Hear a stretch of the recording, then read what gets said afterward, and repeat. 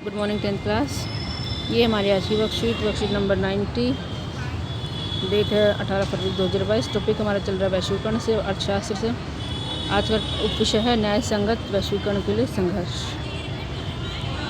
पिछली वर्कशीट में आपने पढ़ा कि वैश्वीकरण सभी के लिए लाभप्रद नहीं रहा है। जो मजदूर लोग हैं, जो श्रमिक लोगों के लिए वैश्वीकरण लाभप्रद नहीं रहा है। एक तो काम बंद कम हो गए मशीनों के आने से, नई नई टेक्नोलॉजी के आने से। जहाँ पर ज़्यादा लोगों की ज़रूरत है वहाँ पर ज़रूरत होती थी पहले, वहाँ पर अब मशीनें काम कर लेती हैं। शिक्षित, कुशल और संपन्न लोगों ने वैश्वीकरण से मिले नए अवसरों का सर्वोत्तम उपयोग किया है। दूसरी ओर अनेक लोगों को लाभ में हिस्सा नहीं मिला है। जो मालिकों को जो लाभ होता है उसमें वो श्रमिकों को कोई हिस्सा नहीं देते। क्योंकि वैश्वीकरण में एक सच्चाई है, तो वैश्वीकरण को अधिक न्यायसंगत कैसे बनाया जा सकता है। न्यायसंगत मतलब सभी के लिए लाभदायक हो।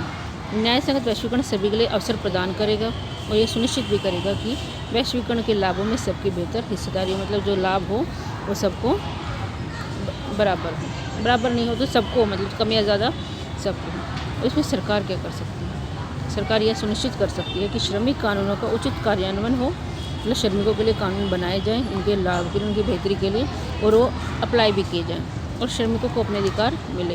ये छोटे उत्पादकों को कार्य निष्पादन में सुधार के लिए उस समय तक मदद कर सकते हैं। जो छोटे उत्पादक, जो छोटी छोटी फैक्ट्री खोल के रखते हैं, उनको कार्य सुधार में उस समय तक मदद करें जब तक वे प्रतिस्पर्धा के लिए सक्षम न हो जाए। जब तक वो कंपटीशन का हिस्सा ना बन जाए तब तक उनको सरकार हेल्प करती रहे, फाइनेंशियल भी और गाइडेंस भी। यदि ज़रूरी हो तो सरकार व्यापार और निवेश अवरोध को उपयोग कर सकती है, मतलब दूसरे देशों से होने वाले व्यापार में थोड़ी बहुत रुकावटें सरकार पैदा कर सकती है। यह न्याय संगत नियमों के लिए विश्व व्यापार संगठन से जो समझौते भी कर सकती है। विश्व व्यापार संगठन में विकसित देशों के वर्चस्व के विरुद्ध समान हितों वाले विकासशील देशों को मिलकर लड़ना होगा। जिनके जो अभी प्रगति कर रहे हैं उनको एक साथ आना होगा, तभी लाभदायक हो सकता है। विगत कुछ वर्षों में बड़े अभियानों और जन संगठनों के प्रतिनिधियों ने विश्व व्यापार संगठन के व्यापार और निवेश से संबंधित महत्वपूर्ण निर्णयों को प्रभावित किया, प्रदर्शित करता है कि जनता भी न्यायसंगत वैश्वीकरण के संघर्ष में महत्वपूर्ण भूमिका निभा सकती है। तो आज बहुत बड़ा टॉपिक नहीं था, चलिए क्वेश्चन बता देती हूँ। वैश्वीकरण से मिले लाभों में श्रमिकों को न्यायसंगत हिस्सा मिल सके, इसके लिए सरकार क्या कर सकती है? सरकार उनके अधिकारों को सुनिश्चित कर सकती है, उनके लिए नियम बना सकती है और ये सुविधा उपलब्ध करा सकती है कि इन नियमों का सही से पालन किया जाए। वैश्वीकरण का प्रभाव एक सामान्य है, इस कथन की आपको व्याख्या करनी है।